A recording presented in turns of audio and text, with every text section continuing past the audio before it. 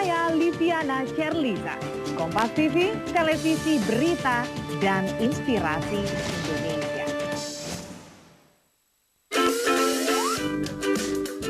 Saya sendiri udah vegetarian dari umur 15 tahun. 15 tahun?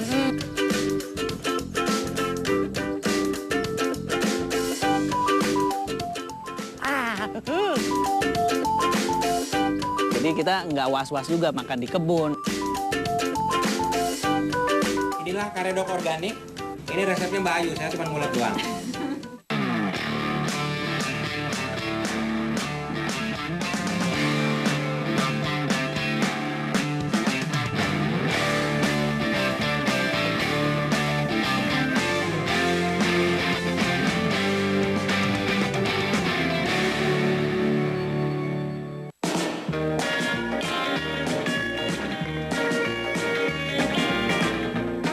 Setiap orang pasti ingin memiliki badan yang sehat. Salah satu caranya dengan banyak makan buah dan sayur. Mengkonsumsi buah dan sayur organik saat ini memang sudah menjadi kebutuhan dan tren. Pustori kali ini akan membahasnya untuk Anda.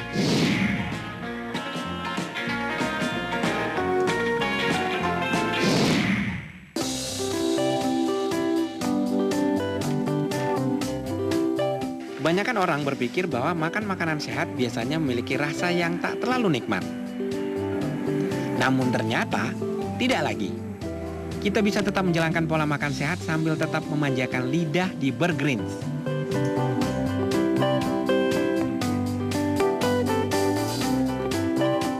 Terletak di bilangan Rempoa, Tangerang Selatan, inilah restoran organik vegetarian pertama di Jakarta. Ya, tak hanya mengolah makanan dengan sayuran dan buah sebagai bahan utamanya, restoran ini hanya menggunakan sayur dan buah yang ditanam secara organik.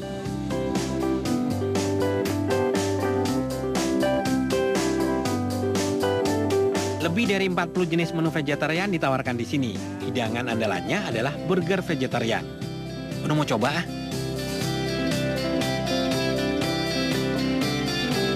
Roti yang digunakan pada hidangan ini adalah roti gandum.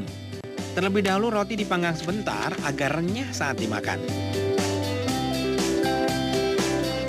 Setelah itu diisi dengan bawang bombay dan daun selada. Daging yang biasanya jadi isian atau patty pada burger diganti dengan bahan tempe, jamur, tahu, kacang hijau, bayam, kacang merah, dan kacang hitam.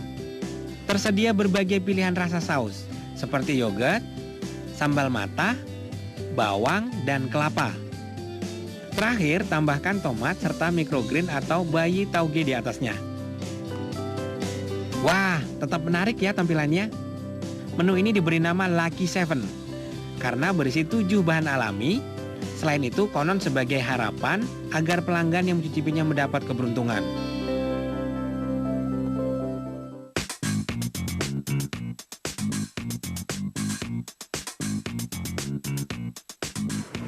Ternyata saya salah.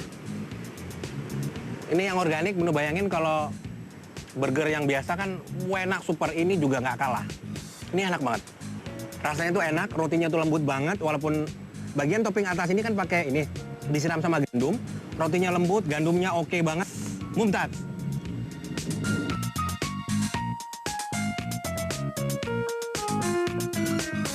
Untuk minumannya, menu coba jus detox red velvet.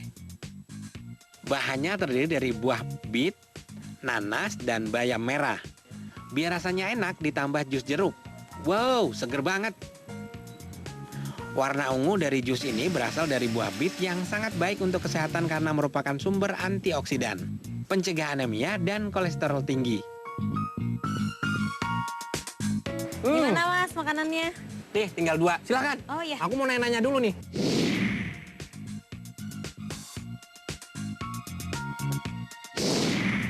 Sebenarnya kenapa memilih membuat restoran jadi Vegetarian sih ya, organic healthy vegetarian. Awalnya sih mungkin karena pengalaman pribadi sih ya. Oke. Jadi saya sendiri udah vegetarian dari umur 15 tahun. 15 tahun? Berbagai penyakit seperti infeksi ginjal, asma, lever, dan sinusitis telah Helga derita sejak kecil. Saat ia berusia 15 tahun, ia menyadari bahwa banyak obat yang masuk ke dalam tubuhnya bisa jadi memperburuk kondisinya. Sejak itulah ia memutuskan menjadi vegetarian. Lambat laun, penyakit yang ia derita mulai menghilang. Sebagai General Manager Burgreens, wanita aktif dan energik ini bertanggung jawab untuk segala macam yang berhubungan dengan pemasaran dan keuangan restoran. Untuk bagian dapur, tanggung jawab pengelolaan sepenuhnya berada di tangan Max Mandias, suaminya. Max memantau urusan kualitas makanan hingga berinovasi menghadirkan menu-menu baru. Mengikuti jejak Helga dan menjadi vegetarian sejak 7 tahun lalu, Max terus memperdalam kemampuannya dalam menyajikan hidangan vegetarian. Halo Max. Halo Mas Beno.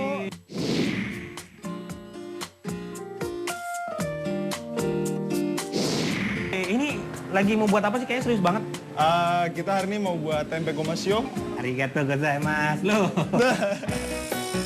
Bahan-bahan tempe gomasio ini terdiri dari selada, bayam merah, tempe, baby tauge, jamur kuping, saus marinade, almond paste, dan bumbu gomasio yaitu campuran rumput laut dan wijen. Mek, tapi ngomong-ngomong Iya. ini idenya dari siapa nih sebenarnya kok pengen buat yang organik, vegan ya. lagi? Kebetulan waktu itu ngelewatin raw food restoran gitu, restoran sehat lah gitu. Oke. Terus kepikir, wah gue selalu suka masak, terus gue juga lagi sering sakit sekarang. Gue pengen coba kerja di restoran sehat. Bawang dan jamur terlebih dahulu ditumis dengan minyak kelapa hingga harum. Tambahkan garam, lada, dan minyak wijen. Goreng tempe, tuang saus marinade, dan tunggu hingga saus meresap ke tempe. Tempe yang digoreng tadi ditaburkan dengan bumbu gomasio. Terakhir masukkan saus almond paste ke dalam tempe. Tempe yang tadinya diolah standar ternyata dapat disulap jadi hidangan lezat. Tentu saja dengan tetap berpatokan pada kaidah sajian makanan vegetarian yang sehat. Luar biasa.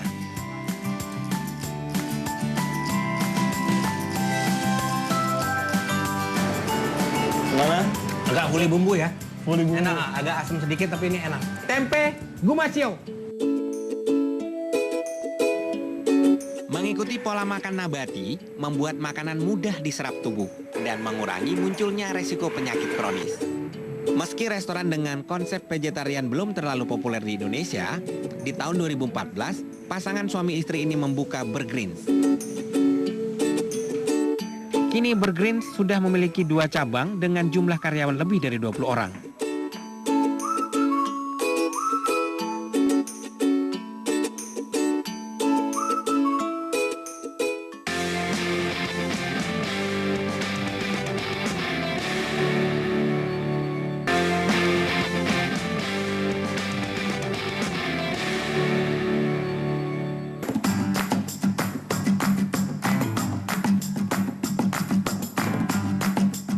Dengar cerita dari Helga dan Max tadi, Benu jadi makin tertarik soal seluk-beluk makanan berbahan organik. Biar makin tahu, Benu datang langsung ke pertanian organik yang terletak di daerah Cipanas, Jawa Barat. Pertanian di sini biasanya menyuplai sayur dan buah organik untuk restoran vegetarian di Jakarta dan sekitarnya. Di bawah bendera Yayasan Usaha Mulia, sejak tahun 2009, lahan seluas 6.000 meter persegi ini ditanami sayur mayur yang dibudidayakan dengan sistem organik. Bibit tanamannya berasal dari dalam dan luar negeri. Ada sekitar 30 macam sayur ditanam di sini. Antara lain, kol ungu, bayam hijau, pakcoy, tomat, dan masih banyak lagi. Tak hanya sebagai lahan untuk budidaya, tempat ini juga terbuka bagi yang ingin belajar mengenai cara bercocok tanam secara organik. Benu mau ikutan Kan akarnya nggak rusak nih. Permisi, Ya. Kang. Ikut ya. Oke, Wah. ayo sini.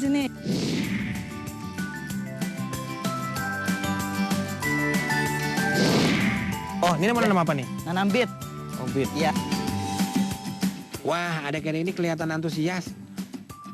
Jadi kita mengenalkan bahwa ternyata sayuran juga ada yang berbahaya kalau kita ada perlakuan menggunakan bahan kimia. Sudah lebih dari 6 tahun Kang Oleh menanam dan merawat sayur serta buah di lahan ini. Mengantongi gelar sebagai sarjana agronomi dari Universitas Negeri di Kota Malang, Ayah dua anak ini pernah mendapat beasiswa ke Jepang, khusus untuk mempelajari sistem tanam organik. Pria asal Sumedang ini juga bertanggung jawab mengelola penjualan sayur organik.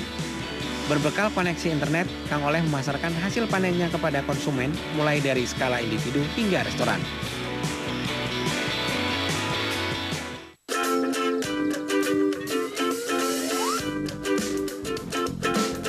Sebelum dikirim ke konsumen, sayuran terlebih dahulu dicuci. Kemudian dikemas dalam keranjang bambu seperti ini. Untuk satu paket sayur ini dibanderol dengan harga Rp65.000.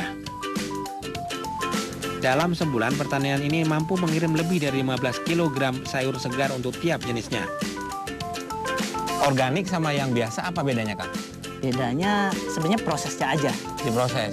Prosesnya bahwa kita prosesnya itu lebih aman. Kita menggunakan bahan-bahan ya semuanya organik. Perbedaan sistem pertanian organik dan non-organik adalah bahan yang digunakan untuk membantu proses pertumbuhan pada tanaman. Sistem non-organik cenderung menggunakan bahan-bahan kimiawi agar dapat memanen hasil lebih cepat dan bebas hama. Lain halnya dengan sistem pertanian organik. Bahan-bahan penyubur tanamannya relatif aman dan memperhatikan keselarasan lingkungan. Tanaman yang dihasilkan pun juga lebih sehat. Jika sistem pertanian konvensional menggunakan pestisida, di kebun organik ini pengendalian hama dilakukan dengan cara mengatur pola tanam. Setiap peta tanahnya memiliki jenis tanaman yang berbeda-beda dan diberlakukan rotasi tanaman atau penanaman secara bergantian. Hal ini dimaksudkan untuk mengembalikan tekstur tanah dan unsur hara nitrogen. Saat hama menyerang, tidak seluruh tanaman mengalami kerusakan. Cara lain mengusir hama secara alami adalah dengan menanam bunga lavender. Aroma wangi lavender dibenci oleh hama, sekaligus mengundang predator seperti capung dan kupu-kupu yang menguntungkan untuk proses penyerbukan tanaman. Sebelum ditanam ke lahan, tanaman dengan jenis umbi-umbian seperti beet, benihnya terlebih dahulu disemai ke dalam media tanam. Proses ini memakan waktu 1 minggu. Setelah benih menjadi bibit, yaitu memiliki tunas dan kecambah, selanjutnya dipindahkan ke polybag dan dibiarkan sekitar 2 minggu. Proses terakhir pindahkan ke dalam tanah. Kebetulan ada beberapa jenis sayur dan buah siap panen nih. Ayo kita langsung ke tempat yang siap panen nih. Ya, kita buka dulu plastiknya. Ini Yang siap panen beet nih. ya, ini beet. Ya, beet yang siap panen. Ini umur yang udah umur 3 bulan. bulan.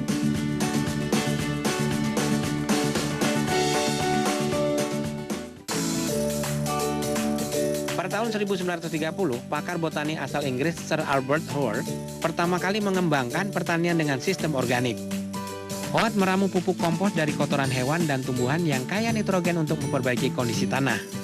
Untuk itulah ia diberi julukan sebagai Bapak Pertanian Organik. Pada tahun 1939, Lady Eve Balfour melanjutkan penelitian Howard. Ia melakukan percobaan Hawley, yaitu meneliti hasil tanaman dengan menggunakan bahan kimia dan alami. Di tahun 1940, ilmuwan ternama dari Jepang Masanobu Fukuoka mempopulerkan revolusi jerami, yaitu gerakan merawat tanaman tanpa menyentuh tanah. Ia menanam padi tanpa membajak sawah, mencabut gulma dan tanpa pupuk kimia, hanya menyebarkan benih padi lalu menutupnya dengan jerami tebal. Semakin hari metode pertanian secara organik semakin meluas dan didukung secara hukum oleh banyak negara. Sehingga pada tahun 1972 dibentuklah International Federation of Organic Agriculture Movement yang berfungsi untuk memberikan pedoman-pedoman standar bagi komunitas pertanian organik. Selanjutnya bayam merah. Wah, jarang-jarang menu lihat bayam merah nih. Tanaman ini memiliki manfaat dari akar hingga daun loh, food lover.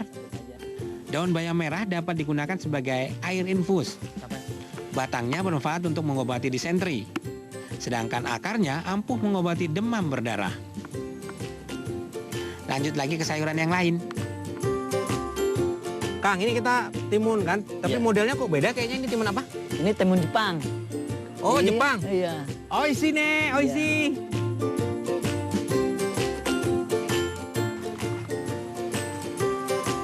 Jadi memang benar-benar ini ya, alami banget ya. Alami. Jadi kita nggak was-was juga makan di kebun atau makan di rumah juga udah aman lah gitu kan. Kang, makasih banyak ya. Saya udah diajarin cara bertani secara organik. Atur nuhun ya, Kang. Yuk, sama-sama. Assalamualaikum. Waalaikumsalam.